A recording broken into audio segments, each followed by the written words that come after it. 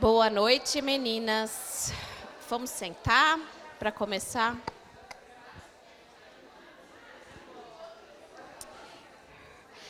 Eu vou começar fazendo a leitura do devocional.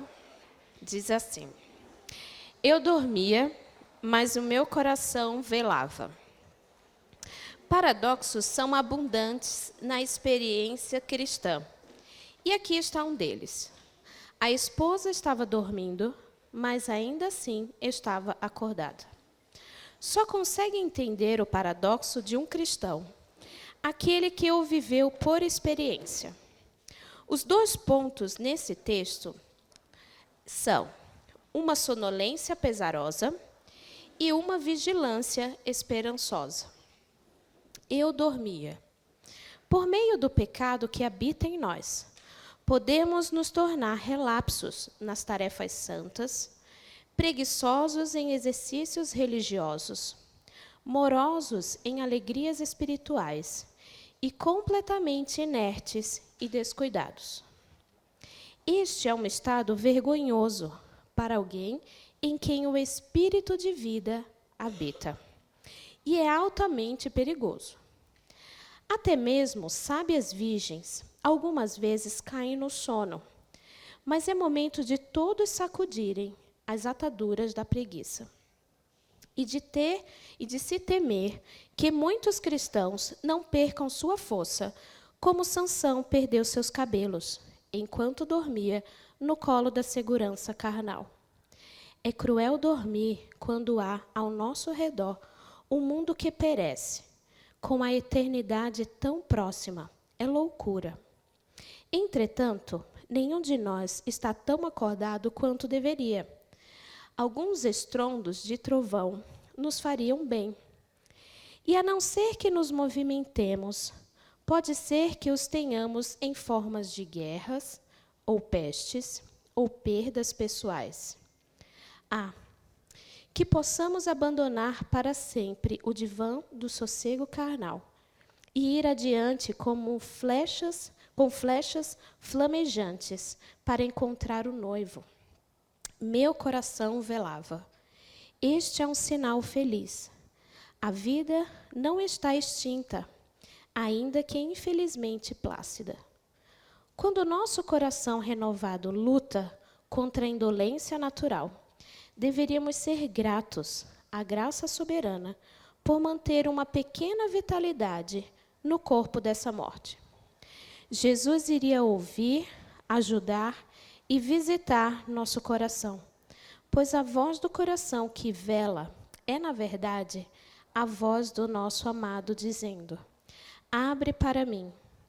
O santo zelo certamente abrirá a porta. Ó graciosa atitude, que se coloca com coração terno e mãos cheias. A minha alma abandona todos os pecados e deixa que o hóspede celestial entre. O nosso desejo é que essas aulas possam ser como esses trovões para nos acordar. Queria chamar a Vitória.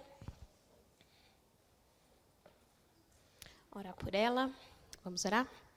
Senhor Deus, queremos te agradecer, porque o Senhor não nos deixa dormindo. O Senhor nos acorda de alguma forma. E queremos te pedir, Deus, que esse momento aqui seja isso. Um remexer, que a gente não fique dormindo, mas que o nosso coração possa velar sempre. Quero te pedir pela vida da Vitória, que o Senhor possa usar, dando sabedoria, relembrando tudo aquilo que ela estudou. Usa, Senhor, em nome de Jesus. Amém.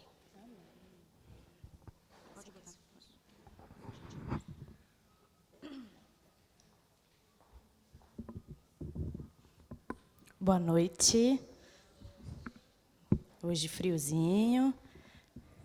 Quem gosta de frio? A maioria, né? Esses dias eu li que o outono é a estação da alma. Achei tão profundo isso. Eu concordo. Tranquilo. Uma alma tranquila, né? Uma alma agitada, não.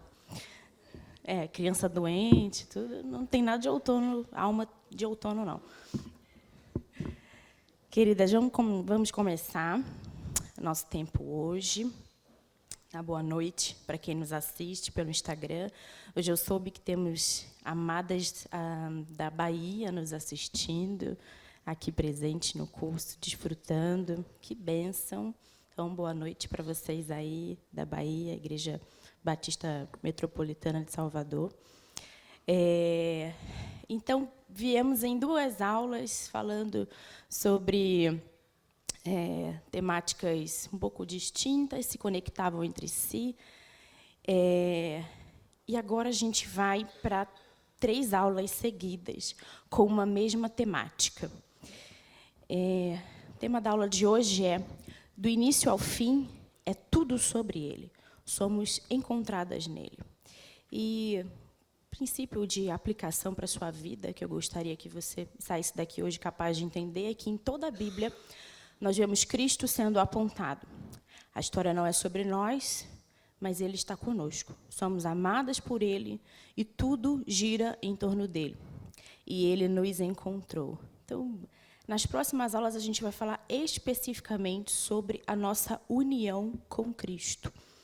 E o que isso quer dizer, o que isso tem na Bíblia. A gente vai entender como a Bíblia ela é cristocêntrica, como nós fomos unidas a Cristo, como isso nos afeta e nos transforma, o que isso quer dizer e como, a partir disso, a gente pode viver uma vida abundante.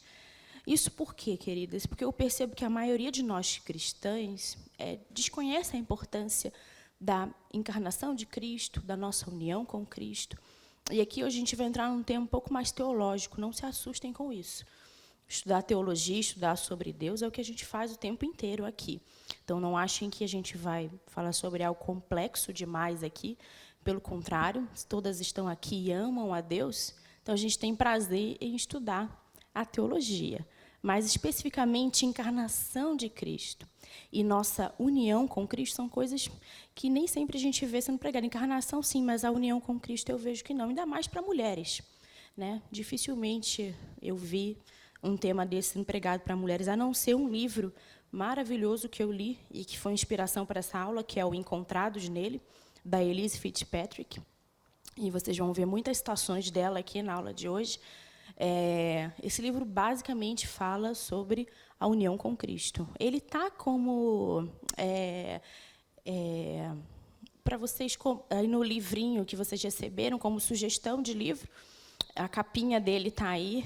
Então, muitas de nós negligenciam essa doutrina da encarnação, da união com Cristo. E o que Deus deseja é que a gente se alimente de forma saudável, suficiente, que a gente não coma petisquinhos, mas comida de verdade. Essa comida é o pão da vida, e o pão da vida é Jesus Cristo. Sobre ele que vamos falar hoje bastante.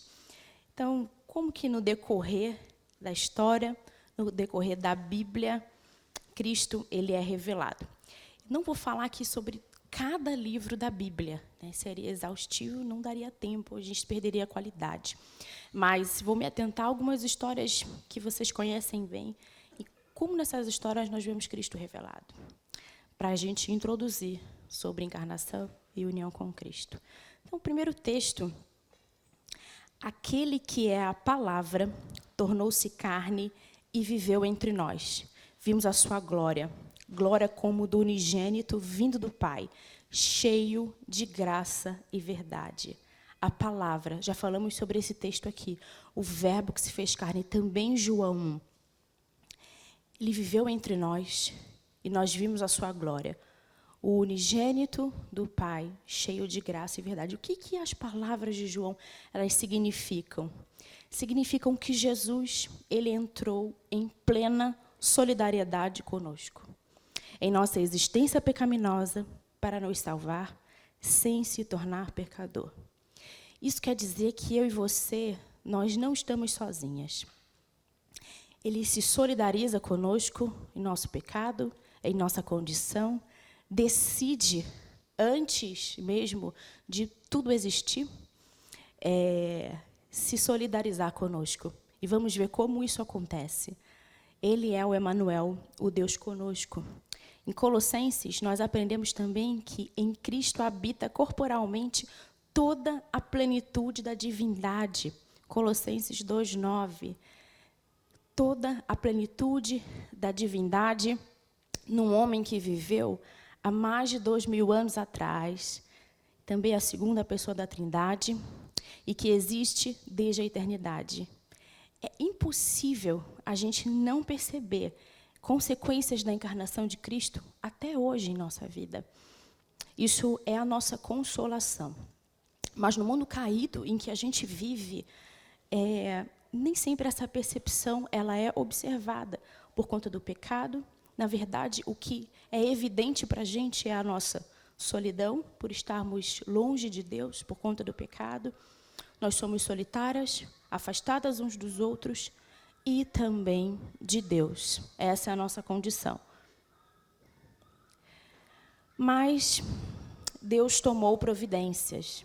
Ele se tornou homem, fazendo-se um conosco, para que não mais precisássemos viver em solidão profunda. E sua ação abre a porta não só para a nossa profunda comunhão com Ele, mas também uns com os outros. Então, acabamos de falar que em nossa condição estamos solitárias, separadas, mas Ele também é o Emanuel, que se solidariza conosco e tomou providências, se tornando homem, fazendo-se um conosco, para que a gente não precise viver separados, em solidão. É isso que abre a porta, não só para a nossa comunhão, queridas, mas também para que a gente tenha um relacionamento umas com as outras, uns com os outros. Do início ao fim da Bíblia, em toda essa narrativa, se refere a Jesus Cristo. Começando por Moisés, então, e todos os profetas. Explicou-lhe o que constava a respeito dele em todas as Escrituras. Então, a gente vê a Bíblia, Novo Testamento, se cumprindo o Antigo Testamento, a vinda de Cristo, encarnação, profecias. Gosto de imaginar Cristo como um sol. E em torno dele, todos nós, seres, orbitam. A gente tendo consciência disso ou não, ele é o princípio e o fim. Eu sou o alfa e o ômega, diz o Senhor. O que é, o que era e o que há de vir. O Todo-Poderoso, Apocalipse 1:8. O Cristo Jesus, homem, é a mensagem preeminente e excelsa da Bíblia. É claro que há outras mensagens, personagens e histórias secundárias, mas ele é o foco de tudo o que foi escrito. Ele é fundamental.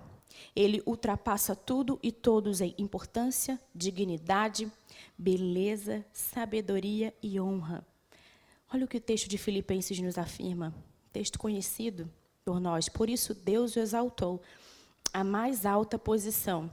Ele deu o nome que está acima de todo nome, para que ao nome de Jesus se dobre todo o joelho no céu e na terra e debaixo da terra, e toda língua confesse que Jesus Cristo é o Senhor, para a glória de Deus Pai.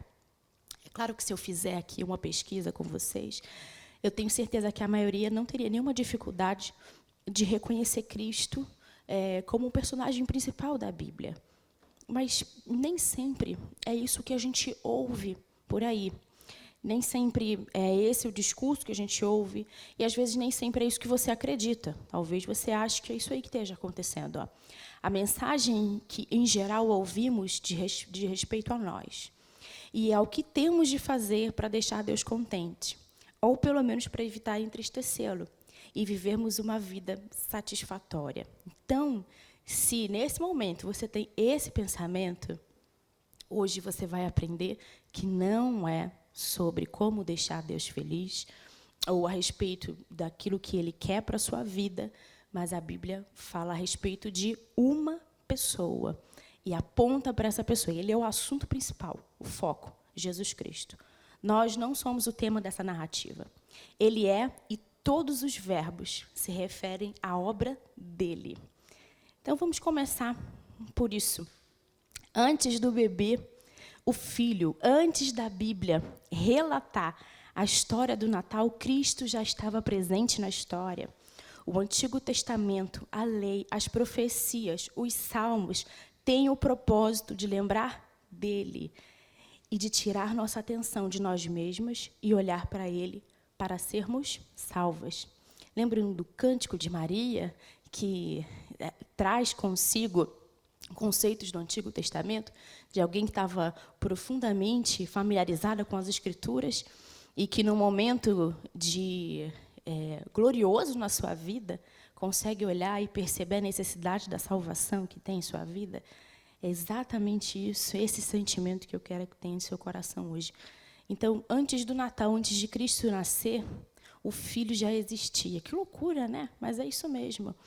Tudo que aconteceu a Adão, Abraão e Israel foi projetado desde o princípio para prefigurar o final em que Jesus, o Filho amado, manteria a aliança e carregaria sobre si a maldição em lugar deles e em nosso lugar. O que Cristo nos ensina, queridas, é a examinar as Escrituras com essa perspectiva.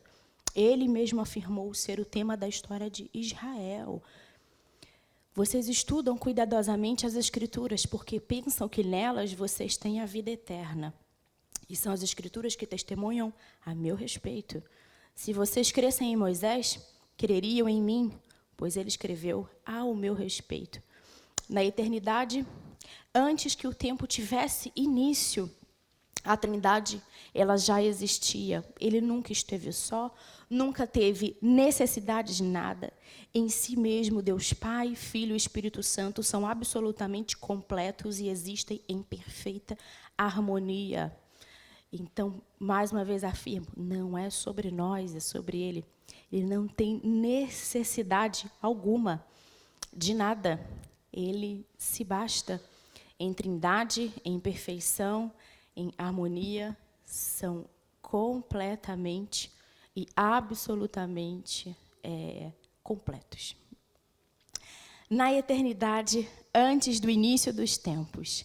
Então, vamos entender um pouco mais sobre isso. Como assim? Antes do filho, antes do bebê, o filho já existia? E por que essa escolha? Então, o que está acontecendo?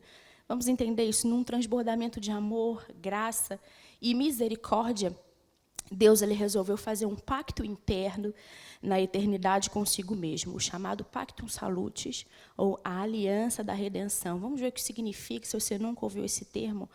Talvez a ideia você já tenha ouvido. O que significa o Pactum Salutis? A ideia de que o Pai e o Filho entraram em uma aliança na eternidade, segundo a qual o Filho aceitaria o papel de mediador e seria designado segundo e último Adão, o cabeça federal de todos os que o Pai lhe daria.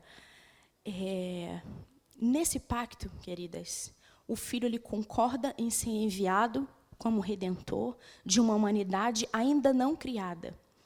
Por isso, ele teria de se tornar um novo tipo de pessoa, uma pessoa semelhante a seus irmãos, nós, decaídos, e, contudo, imutavelmente Deus. Ele concordou em fazer isso, não por necessidade, não porque tenha sido forçado, nem porque faltasse algo nele que somente a encarnação provesse, mas conforme a sua própria determinação, Deus, e graça, nos foi dada em Cristo Jesus antes dos tempos eternos. Então, para que você compreenda isso, antes de tudo existir, isso já tinha sido acordado, isso já tinha sido resolvido, isso já tinha sido estabelecido. Que isso nos traz garantia. E a gente vai ver um pouco mais à frente sobre por que isso nos dá garantia, segurança, no fato de Deus não ter sido pego de surpresa em relação ao pecado. Não foi um plano B o que aconteceu. Cristo vai precisar ir à terra para poder satisfazer a ira de Deus. Não. Isso já tinha resolvido antes de nós sermos criados. E esse é o termo que define isso. Cristo já tinha decidido. Mais uma vez, o controle dessa história é dele. Ele sustenta, ele faz as coisas acontecerem. Pense nisso. Antes do início das eras, Deus tinha o plano de vir até você, de chamá-la para Ele, de salvá-la e fazer de você propriedade exclusiva dele. Embora você estivesse perdida, ele se propôs a encontrá-la e fazer de você uma só com ele. Ele não foi pego de surpresa pela queda de Adão e Eva. Ele já tinha planos para isso. Ele não estava chocado com o seu pecado ou com a sua fraqueza. Isso se aplica à nossa vida hoje. Ele viu isso antes de você nascer e ainda assim quis alcançá-la com sua graça. Não com julgamento, mas com graça abundante. Nosso pecado não pôs Deus em uma situação difícil, queridas. Nem o deixou desconcertado, tentando arrumar a bagunça monumental que nós fizemos. Porque Deus nos escolheu nele, antes da criação do mundo, para sermos santos, irrepreensíveis em sua presença. Efésios 1:4. Lembrem-se disso. Esse texto é um daqueles textos que está no tempo verbal auristo, daquilo que é a ação pura, sem determinação quanto à duração do processo, ou a ação do seu término. Então, ele nos escolheu. A gente consegue traduzir isso no passado, mas o termo grego é um pouco mais abrangente, né? Então, dá ideia para a gente de algo que já aconteceu, mas ainda não aconteceu. É difícil para a gente conseguir compreender, mas é a ação pura desse verbo, sem uma duração. Então, ele escolheu. O que isso quer dizer? Que isso foi antes de tudo e isso perdura também pela eternidade. Não há como nós sermos tiradas das mãos do Senhor, não há como haver alguma interferência nesse plano divino que já foi predeterminado antes. O Pacto Salutis é isso. Antes de tudo, independente da condição, daquilo que iria acontecer. Isso enche meu coração de gratidão a Deus por entender isso. Entender que Ele nos escolheu e me escolheu sem necessitar disso aqui, ó, o nosso pecado. Não pôs Ele numa situação difícil, Ele não ficou desconcertado, gente. Ele não tentou arrumar a bagunça daqui, meu Deus, o que eu vou fazer? Meu Deus, né? O que eu vou fazer agora? Porque a gente imagina. E vou ter que ir para um plano B, e agora? Eles pecaram, a serpente entrou lá. Não, estava tudo no controle dele. E claro que a gente não vai entrar aqui na doutrina do pecado e nada disso. Tem aulas sobre isso. Meu marido, inclusive, deu um curso sobre isso agora. Se quiser saber sobre isso, pegue essa aula e assista. Então, eu sei que muitas de vocês estavam presentes lá e fico feliz com isso. Então, não foi tentando arrumar a bagunça. Isso vale para a nossa vida hoje também. O Cristo nos escolheu antes, nesse verbo aqui, antes da criação do mundo, para sermos santos, irrepreensíveis em sua presença. Isso não quer dizer que a gente vai pecar deliberadamente, mas a vida frutífera revela um coração salvo e firme no Senhor, firmes nessa escolha que Ele fez. Então, que sua vida frutifique como obra comprovada daquilo que Ele fez por você, como salvo. Então, eu frutifico como criação, antes da criação do mundo, para ser santa e irrepreensível em sua presença. Fomos criadas em amor. E em amor onisciente, a humanidade é criada, mesmo sabendo o que isso lhe custaria. Queridas, criadas em amor, num próprio Deus que é amor. Amor em pessoa, esse próprio amor nos cria no seu amor. É muito amor. Criadas nele, numa humanidade pecadora, e sabendo tudo isso que ia acontecer, isso é para você não ter dúvida em relação ao amor de Deus, né? Não há necessidade de carência nenhuma em nossa vida quando nós acreditamos nisso.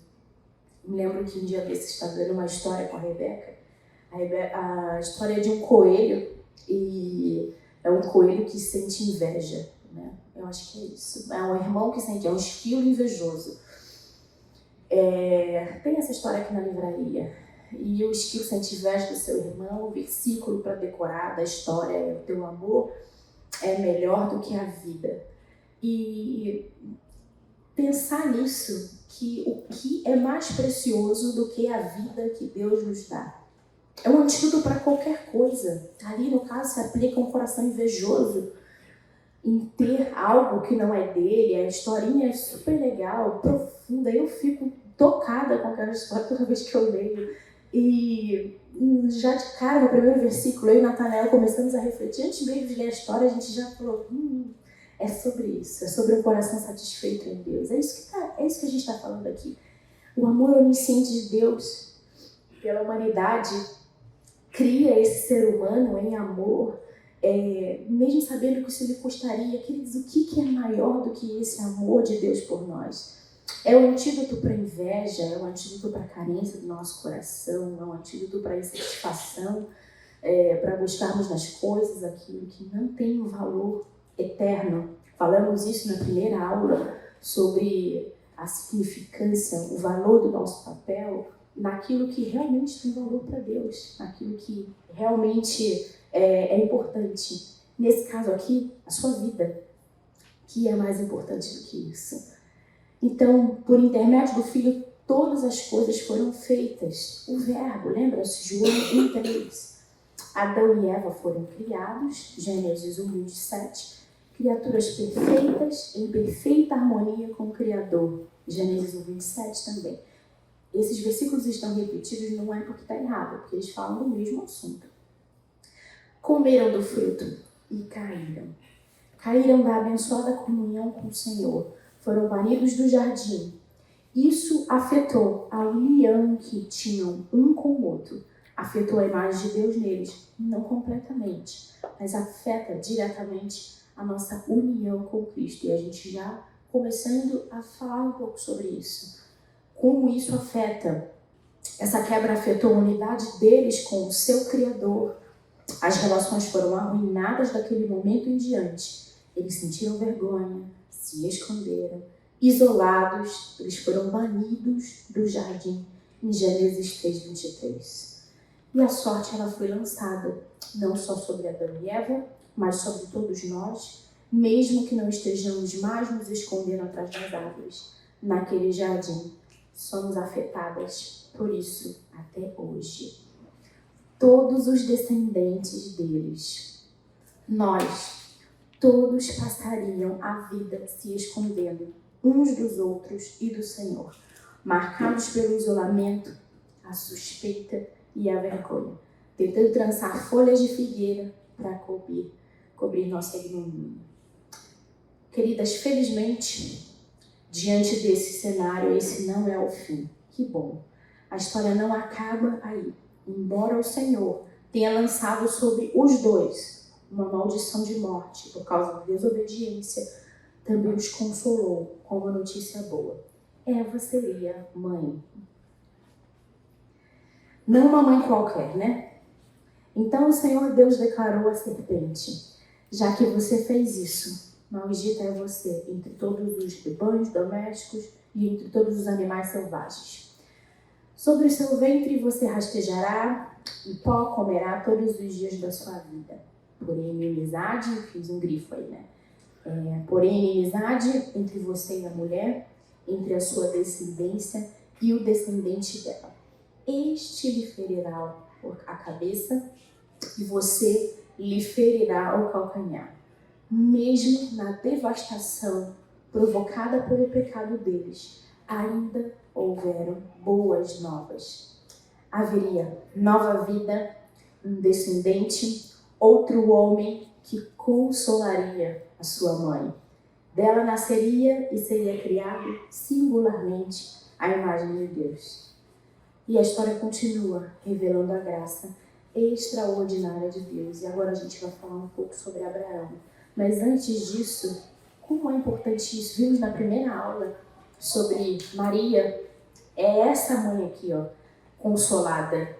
Eva sofre a maldição e não sei se há consciência disso, mas nos capítulos próximos da queda, a gente vê uma intenção em Adão e Eva e que isso fosse real. Peraí.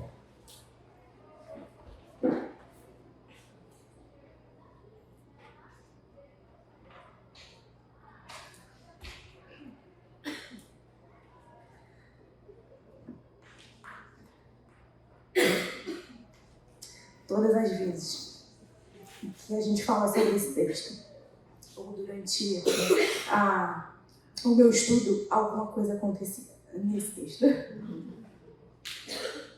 Então vamos continuar. A mãe consolada foi a mãe que a gente falou na primeira aula. No cumprimento dessa palavra, dessa profecia, dessa promessa. Mesmo na maldição, em que a gente vê aqui acontecer, a gente também vê o cumprimento disso na história. O próprio Deus comprometido, mais uma vez, em fazer o seu plano dar certo. A gente vê uma intenção em Adão e Eva em fazer isso acontecer. Eles têm o primeiro filho, Caim, depois Abel. Caim mata Abel e depois eles têm um outro filho, e cada um desses significados tem um peso de intenção no coração deles. Então agora é esse, o nascimento de Sete. Não é à toa, eles agora estão comprometidos em fazer isso acontecer. E Deus, na verdade, se compromete com isso, porque foi o próprio Deus quem declara essas palavras, em que faz isso acontecer.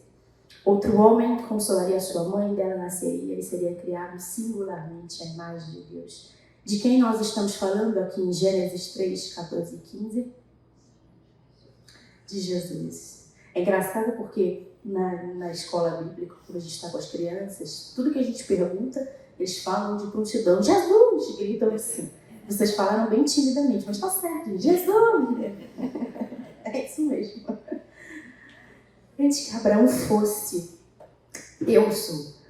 E Jesus é o descendente de Abraão, Gênesis 3,16. Cristo é o cumprimento da antiga aliança feita a Abraão. Então, primeiro a gente falou sobre ele ter sido, antes de ser um bebê, já era o Filho de Deus que teria um propósito eterno. Agora a gente está falando sobre outra história aqui, Abraão. É importante para a gente isso. Lembra que eu falei isso, que a gente ia pegar algumas histórias bíblicas e como elas revelam Cristo? Falamos sobre Adão e Eva, agora vamos falar sobre Abraão. Vocês não conhecem, mas eu o conheço. Se eu dissesse que não conheço, seria mentiroso como vocês. Mas eu, de fato, o conheço e guardo a sua palavra. Abraão, pai de vocês, regozijou-se porque veria o meu dia. Ele o viu e alegrou-se. Disseram eles, os judeus: você ainda não tem 50 anos e viu Abraão? Jesus respondeu: eles afirmam que antes de Abraão nascer, eu sou. Então eles apanharam pedras para apedrejá-lo, mas Jesus escondeu-se e saiu do templo. Ao dizer, gente, eu sou, Jesus estava declarando que não só existia antes de seu nascimento em Belém, mas também que ele era o próprio Yahvé. E eles entenderam perfeitamente. Entenderam, se enfureceram com a declaração e tentaram apedrejar Jesus. Como assim você está dizendo que é o próprio Deus? Que isso? Que audácia! A gente vai matar você, você não pode falar isso. Mas é isso que esse texto está dizendo para a gente. Antes de Abraão, não é Abraão. Eu sou. É isso que quer dizer. Jesus é maior que Moisés também. Abraão, Isaac, Jacó, José, a família se multiplicou. Transformou-se em uma grande nação. Mas eles foram escravizados. Necessitavam de um libertador. Moisés. E mesmo Moisés, tendo realizado tantos prodígios, sabiam que ele não era o personagem principal da história. E vemos mais uma vez Cristo revelado. Então a gente vê aqui toda a narrativa agora a partir de Abraão e Cristo se declarando como maior que Abraão. Vemos ele na história de Adão e Eva. E agora a declaração de que ele é maior do que Moisés. E como a história de Moisés aplica isso? O Senhor, o seu Deus, levantará no meio de seus próprios irmãos um profeta como eu. Ouçam-no. levantarei no meio dos seus irmãos um profeta como você. Porei as minhas palavras na sua boca e ele lhe dirá tudo o que eu lhe ordenar. Por mais importante que Moisés ele tenha sido, queridas, ele não era o verdadeiro libertador que o povo precisava. O povo vagueou pelo deserto por conta de sua incredulidade. Enquanto vagueavam, foram alimentados com o pão do céu. Eles não estavam sozinhos. Deus proveu. Vocês lembram disso da nossa terceira aula, em que nós falamos sobre essa declaração de Jesus? Quando Jesus diz que não foi Moisés que alimentou o povo, mas sim Deus, e que naquele momento aqueles seguidores que questionavam, eles estavam diante do pão vivo. É isso que Jesus está falando aqui, confrontando diretamente aquele povo, apontando ele como o Salvador, ele como o próprio Deus. Queridas, na cabeça de um judeu naquela época, isso era extremamente confrontador. Esse cara está vindo aqui, não tem nem 50 anos, ele está dizendo que ele é maior que Abraão, ele está dizendo pra gente que ele é o próprio Deus, ele está dizendo pra gente que não era Moisés que dava comida, era Deus, e que ele é o próprio Deus, ele é o pão que é mais importante que o maná que eles recebiam no deserto. É isso que está acontecendo ali. Pensem nisso, pra gente é tranquilo, né, falar isso. Cristo é o pão da vida, ele é o pão vivo que desceu do céu, mas o que isso significa inteiramente, a gente falou sobre isso na nossa terceira aula, sobre esse confronto que estava acontecendo ali, sobre eles indagarem sobre algo, Cristo falar outra coisa, e eles indagarem novamente, Cristo falar que não tem a ver com o trabalho, mas que é espiritual, né? O alimento espiritual era aquele que estava ali na frente deles, o próprio pão vivo. Então Moisés está declarando aqui que o próprio Deus levantaria no meio dos seus irmãos um profeta como ele. Ouçam-no. Cristo está dizendo aqui que ele é maior do que Moisés. Lembrem-se, vamos lá. Declarou-lhes Jesus, digo-lhes a verdade. Não foi Moisés que lhes deu o pão do céu, mas é meu Pai que lhes dá o verdadeiro pão do céu. Então Jesus declarou, eu sou o pão da vida. Aquele que vem a mim nunca terá fome. Aquele que crê em mim nunca terá sede. E, queridas, ele tem guiado, sustentado e alimentado o povo através das eras. Em todas as nossas peregrinações, ele permanece fiel, alimentando-nos, cuidando de nós, mesmo quando vagamos por causa de nossa incredulidade. Jesus ele estava com Abraão no Monte Moriá e com os israelitas, quando estes vagavam sedentos pelo deserto. Ele também está aqui conosco hoje. Jesus é o personagem central de toda a história de Israel. Ao registrar a história de Israel, Moisés sabia que estava escrevendo sobre algo maior que ele mesmo e seu povo. Ele sabia que estava proclamando uma verdade mais profunda. Ele antevia outro libertador, alguém que não precisava se esconder de Deus. Ele esperava a rocha, que também seria um homem. Engraçado porque esse não se esconder de Deus tem a ver com o texto que hoje foi falado na mensagem de Moisés, quando pede para Deus mostrar sua glória. E Deus passa por Moisés. Foi muito impressionante isso, porque essa constatação de que Moisés precisa se esconder depois atrás de uma rocha para que a glória não o consuma, e é sobre isso que ela está dizendo aqui. Alguém que não precisava se esconder de Deus, ele esperava a rocha e também seria um homem. Jesus Cristo proclamado. Essa é a verdade profunda. Esse é o homem maior que Moisés, algo maior que ele mesmo e o seu povo.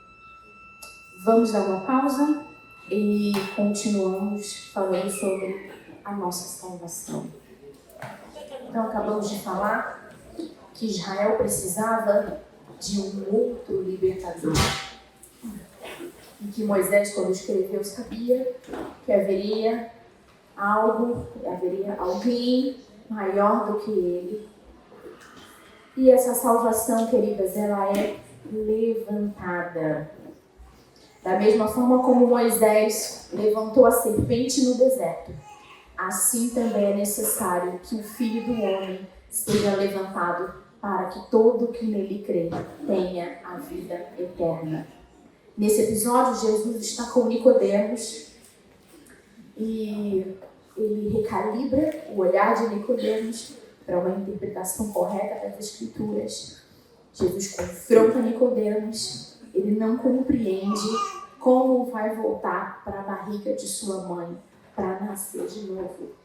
Então, a salvação é levantada, e Cristo fala sobre ele nesse versículo, como Moisés levantou a serpente, também é necessário que o Filho do Homem seja levantado, para que todo que nele crê tenha a vida eterna. Nicodemos acorda. E Nicodemos, antes, quando Jesus dá essa resposta, no versículo 14. Mas antes, Nicodemos pergunta isso aqui, ó. Como alguém pode nascer sendo velho? Claro que não pode entrar pela segunda vez no ventre da sua mãe e renascer. E aí Jesus dá essa resposta para Nicodemos. É necessário que o Filho do Homem seja levantado para que todo aquele que nele crê tenha a vida eterna. Então Jesus estava falando sobre outro tipo de nascimento. Confronta Nicodemos, o mestre da lei, em relação ao entendimento dele. Mas você, Nicodemos, que entende tanto as Escrituras, você não está conseguindo compreender? Deixa eu falar para você. É necessário que isso aqui aconteça. É necessário uma salvação para vocês. Queridas, assim como Nicodemos, nós também temos a tendência, entenda a sensibilidade desse momento que está acontecendo aqui com Cristo. Nós temos a tendência de supor que a Bíblia fala sobre nós, o que a gente deve fazer. A gente pega as histórias de Abraão, de Isaac, de Moisés, de Davi, de Jó. A gente direciona elas para nós sempre sobre como nós vamos obter as bênçãos de Deus. E não estou dizendo aqui sobre lições que a gente aprende nessas histórias sobre como o caráter desses homens foi provado. Muitos deles aqui citados estão na lista de Hebreus como heróis da fé. São heróis para a gente. Pela forma como passaram pelas provações, pelas situações, a forma como reagiram a isso. Mas eu estou falando do coração pecaminoso. Não estou falando dessa boa intenção que quando você tem de ler a Bíblia. Eu estou falando da intenção maligna de quando você abre a Bíblia, pega a história de Jó e direciona 100% aquilo que aconteceu com você. A história de Moisés, a história de Davi. Nós não somos o foco. Vamos voltar aqui. Quando ele fala aqui para Nicodemos, e nós não somos o foco, isso quer dizer que em todo o Antigo Testamento, ele aponta para Cristo, aquele que viveria uma vida perfeita e que morreria uma morte vicária em nosso lugar. Por isso, nós não somos o foco. Não é errado você olhar para a história dessas pessoas, desses heróis da fé, e tirar lições. Nós tiramos lições maravilhosas. Mas não perca o entendimento e a compreensão. Isso não está falando sobre a sua vida. Está falando sobre Jesus Cristo. Saber a lei de Deus não nos torna automaticamente obedientes. A humanidade decaída é incapaz de se salvar. Nós precisamos de um libertador, um verdadeiro sacrifício. A que conclusão a gente chega nesse momento? Que o Filho é a história por trás de todas as histórias. Por amor ao seu povo, a todos nós que passamos a vida tentando fugir dele, vivendo como bem entendemos, tentando provar que somos suficientes, bons, que não precisamos dele, sofrendo, vagando, isoladas. Deus criou o homem à sua própria imagem, mais uma vez. Dessa vez, porém, esse homem não deixaria de amá-lo nem de obedecer a Deus. Quando vemos Jesus retratado nas páginas do Novo Testamento, sua encarnação, estamos vendo Deus Filho que esteve com o seu povo desde o princípio, mesmo antes de Malaquias e até mesmo de Gênesis de Gênesis e agora está conosco. Ele estava conosco o tempo todo, sim, mas agora o Verbo se fez carne e realmente viveu como um de nós conosco.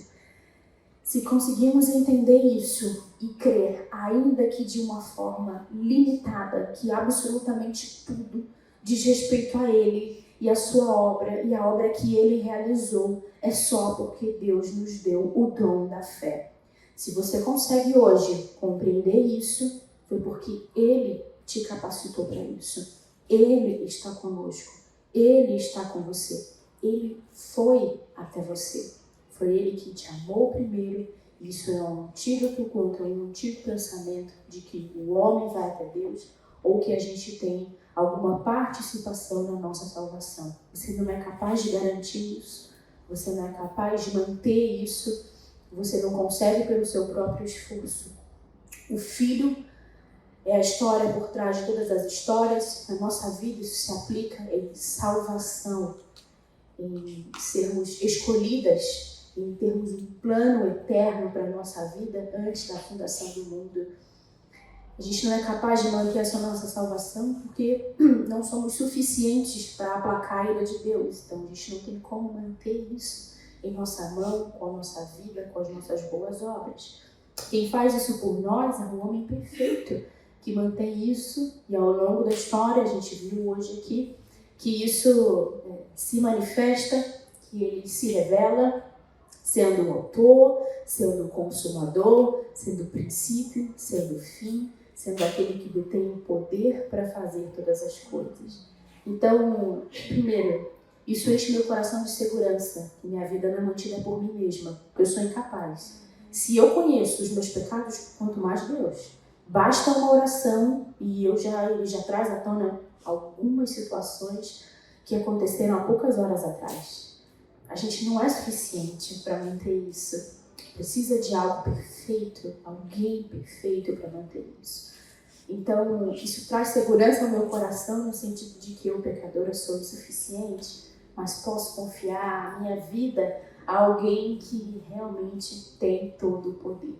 Quando a gente olha para as páginas das Escrituras e vê isso, é um antídoto contra a incredulidade do nosso coração, de imaginar como que essas histórias aconteceram, como isso tudo foi possível. A gente consegue ver tudo isso apontando para Cristo, apontando para algo, em um propósito maior, em algo além daquelas pessoas, do que elas estavam vendo, do que elas estavam experimentando, por mais glorioso que aquilo fosse.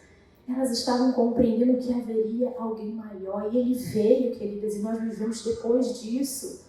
Ele já veio, nós somos fruto disso. Você está aqui hoje porque Cristo fez isso, te escolheu, trouxe você até aqui. É a história por trás da sua história também. Aquelas pessoas eram pessoas comuns em seu dia a dia, foram escolhidas por Deus por uma missão, por um propósito. E você também é hoje aqui. Cristo também é a história por trás da sua história. Então, queria que você compreendesse isso nesse momento e talvez parasse de olhar para a crise. Aqueles homens também viveram crises. Hoje a gente falou sobre algumas pessoas aqui, Adão e Eva, imagina. Moisés, falamos sobre Abraão. A gente conhece essas histórias há tantos anos e a gente acha que isso está tão distante da nossa realidade. Não está. Então, eu queria que nesse momento, a gente já tem mais um pouco de tempo aqui de aula, mas queria que nesse momento você parasse um pouco para refletir na sua história e parasse de focar no problema daquilo que você tem vivido, na situação difícil daquilo que tem vivido e conseguisse compreender a história do Filho por trás da sua história, movendo a sua história. Eu sei que no momento de crise, de dor, de sofrimento, é difícil a gente olhar para o lado, olhar para outras situações, porque aquilo abala o nosso coração, aquilo às vezes consome a nossa energia, a nossa emoção é tomada por aquilo. Mas saiba que, com tudo isso que foi dito aqui, que você tenha certeza que Deus não perdeu o controle da história desde o início. Desde o pecado, Ele sabia que isso aconteceria e criou uma solução para isso. Solução. Comprometa-se então com essa solução. E essa solução não está no seu pensamento em resolver a situação daquilo que você imagina, mas na perspectiva de Deus, porque isso é eterno, isso é o que dura. Então isso não tem a ver com aquilo que você pode efetivamente produzir ou fazer ou pensar para solucionar, mas de fato vem da capacidade de Deus, que está comprometido com a sua história, naquilo que glorifica Ele, na história dele. Ele te encontrou. Isso é a nossa união com Cristo. Isso é o que nós perdemos quando o pecado entra na humanidade. É essa união que nós vamos falar no decorrer das próximas 2 aulas.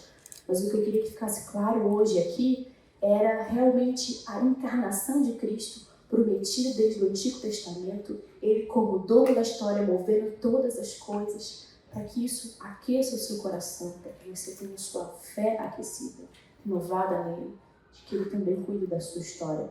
Não só na história bíblica, mas Ele também se revela na sua história. Não é sobre você, é sobre Ele. E eu me lembro de uma missionária que nós conhecemos no Rio, ela é uma missionária da Igreja Batista bem famosa, a Ana Alzira, não sei se alguns de vocês aqui conhecem a Ana Alzira, e ela fazia uma oração assim: Senhor, o que o Senhor está fazendo no mundo me envolva naquilo que o Senhor está movendo, naquilo que o Senhor está fazendo, e eu quero estar envolvida com a sua história. Então não é a sua história, é a história dele na sua, e a sua então existindo dessa forma. Tudo gira em torno dele e ele encontrou você. Então não foi você que deu o primeiro passo para essa salvação? Ele veio até você, ele escolheu de antemão, ele fez isso acontecer. Por ele, mas também por amor a você. E falamos um pouco sobre esse amor aqui hoje. E como é maravilhoso um Deus soberano, que se basta, que não precisa de nós, nos escolher em amor, nos criar, ter um plano, cuidar de nós, nos manter vivos em misericórdia, bondade, compaixão das nossas vidas. Queria que a gente agora, nesse momento, tivesse um tempo de conversa aqui. E eu queria que vocês falassem. Por que a presença de Jesus conosco ela é importante? Você tem se sentido só ou isolada? Acho que a segunda parte é uma parte mais pessoal. Essas questões não vão estar nos slides que estão na pasta, né? Então, depois eu vou soltar o QR Code. Essas questões elas são exclusivas para a gente pensar aqui hoje. Por que a presença de Jesus conosco é importante? Alguém gostaria de responder? Bem fácil, nossa. Tipo isso. Mas por quê? Por que a presença de Jesus conosco ela é importante? O que você pode compartilhar aí com a gente? Alguém gostaria de compartilhar? Não? Eu vou para a segunda então. Ok, reflitam nisso. O que Paulo quis dizer quando escreveu que Jesus tem preeminência? Isso é mais difícil, né? Alguma vez você pensou em Jesus sendo preeminente no Antigo Testamento? Vamos fazer o seguinte, pega o seu celular aí, anota essa pergunta, a primeira, depois a segunda, e gostaria que você refletisse nisso. Então, responde aí, então, por gentileza.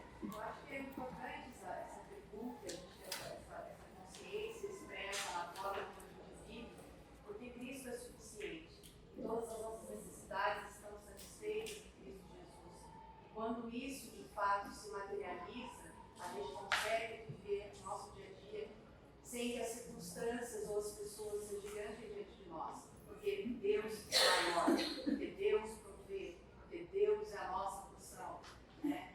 Então, quando essa verdade ela envolve a nossa alma, ela não apenas toma conta do nosso intelecto, mas ela também expande para as nossas emoções.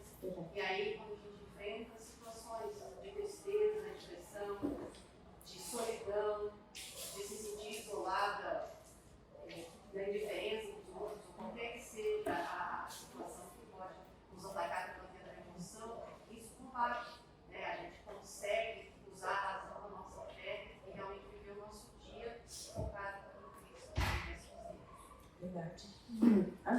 É isso mesmo. A presença de Cristo é suficiente, né? Ele é suficiente para nós. Lembra da história lá do estilo invejoso? Teu amor é maior, é melhor do que a vida. É exatamente isso. Se deixar envolver na presença de Cristo a ponto de ele ser suficiente para a gente, né? Isso não está baseado em outras pessoas. Pode falar, Karina. Oi, Rô. Pode falar. Não, eu lembrei do texto de Gálatas 2:20 que fala: foi crucificado com Cristo, assim já não sou eu quem vive, mas Cristo vive em mim. E a vida que agora eu vivo no corpo, eu vivo pela fé no Filho de Deus.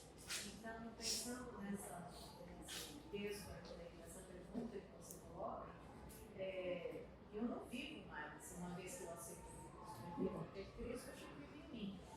E se a gente está se sentindo isolada, está errado, porque a gente ganha o corpo. E esse é o corpo, né? Então não tem como se sentir isolada, uma vez que Cristo vive em mim, né? O corpo de Cristo é essa unidade que a gente ganha. É verdade. Gálatas 2:20. Você está pulando para a próxima aula. Vamos fingir que ela não falou sobre esse texto. Esse é o texto união com Cristo, né? Então, é exatamente isso. Estar envolvida nesse corpo vivo, no organismo, e não tem espaço para isolamento quando Cristo preenche todo o nosso coração e nossa vida. A presença de Cristo é isso. Essa pergunta... Oi, pode falar? Oi. O que a moça falou me lembra de Mateus 11, que ele fala: achareis descanso para a vossa alma. Então a gente descansa, tem descanso para a alma em Jesus Cristo. É verdade, tem descanso. Suave, fortalece. Exatamente. Ele não promete ali que a gente não vai passar por situações difíceis, mas a situação não precisa ser pesada, ser difícil. O fardo é suave, o jugo é leve, encontramos verdadeiro descanso para a nossa alma. É verdade. Vamos para essa. Dentre as narrativas do Antigo Testamento, em que Jesus está presente? Qual é a mais significativa para você? Porque falamos sobre algumas aqui. Vocês têm outras que vocês gostariam de compartilhar? De narrativas do Antigo Testamento, aquele Antigo Testamento, vou ter abreviado aqui, em que Jesus está presente? Qual é a mais significativa para você e por quê? Fala para mim, aí compartilha com a gente. Isaías. Por quê, Luana? Por que Isaías? Fala aí pra gente. Por que é significativo para você? Porque ele descreve o peso da crucificação de Cristo. Sim.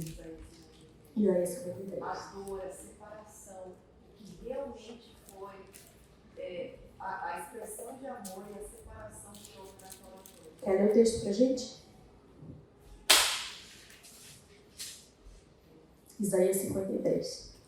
Certamente ele tomou sobre si as nossas enfermidades e as nossas dores, levou sobre si e nós o reputávamos por aflito, ferido de Deus e oprimido. Mas ele foi transpassado pelas nossas transgressões e moído pelas nossas iniquidades.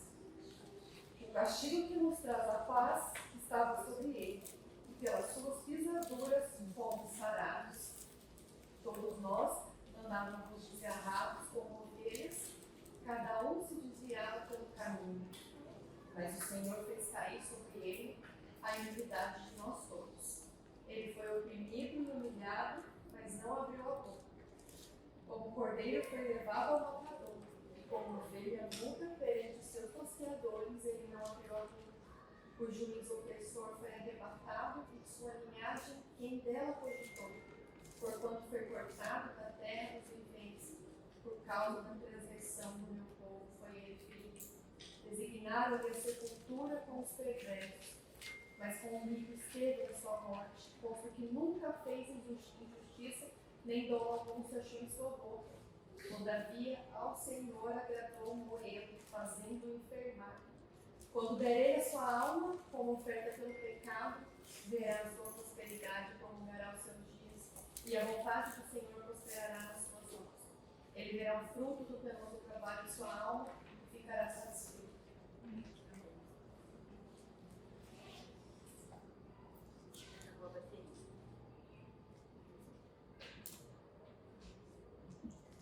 A bateria acabou, gente. Então tá acabando, eu acho.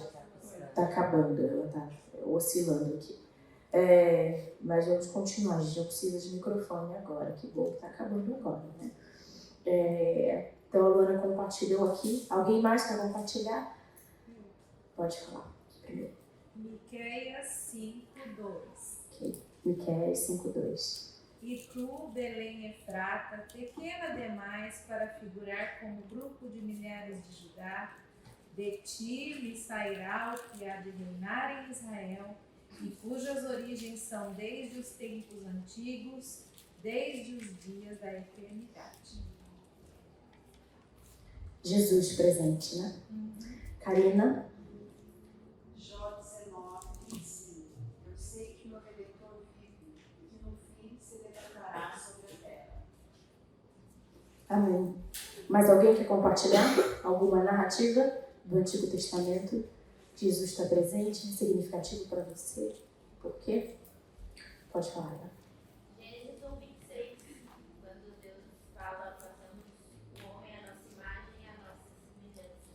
Quando eu descobri, né, e percebi que Jesus estava lá desde o princípio, tudo foi feito por intermédio dele, tudo foi feito por intermédio dele para ti. Exatamente. O verbo estava ali, e por meio da sua palavra, tudo foi feito. Entender que Jesus é o tema de toda a Bíblia altera o seu modo de interpretar a Bíblia? Sobre o que nós falamos aqui hoje, entender isso afeta a forma que você, a partir de hoje, no momento que você entendeu isso, passou a interpretar a Bíblia? Fala pra gente um pouco. Sim? Como?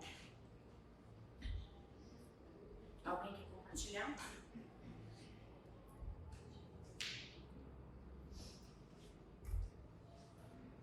Voltou rapidinho. Alguém gostaria de compartilhar sobre como entendeu? Para alguém foi. Para alguém foi novidade, eu espero que isso realmente altere a forma como você interpreta a Bíblia. E se você pudesse resumir hoje o que você ouviu em uma frase ou mais frases, o que você diria? O que você poderia dizer sobre o que você ouviu aqui hoje? Pode ser o pensamento, a conclusão que você chegou? Gratidão. Gratidão. Uma palavra ou uma frase? Consolo. Consolo. Menos de mim, mais de ti.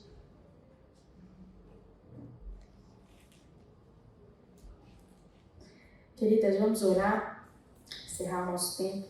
Espero que Esse consolo, menos de nós e mais dele, entender que a narrativa bíblica não fala sobre nós, mas sobre Cristo e a conta para ele. Espero que isso fique no seu coração, esteja guardado na sua alma. Vamos orar?